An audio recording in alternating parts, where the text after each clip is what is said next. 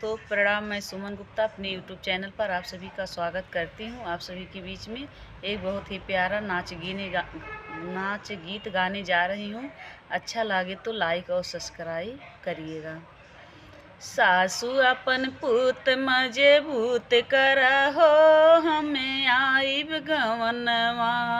सासू अपन पुत मजबूत करा हो, हमें आइब गवनवा। दुई तल्ला महलिया बनवाई दिहा हो, हमें आइब गवनवा।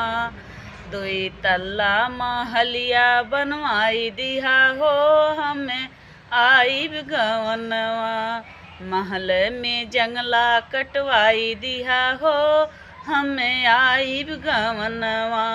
महल में खिड़की खोलवाई दिहा हो, हमें आइब गवनवा।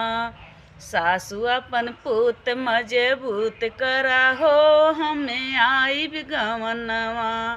सासू अपन पुत मजबूत करा हो, हमें आइब गवनवा। ऊपर नीचे पक्का करवाई दिहा हो, हमें आइब गवनवा।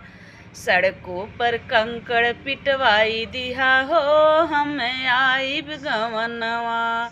सासू अपन पुत मजबूत करा हो, हमें आइब गवनवा।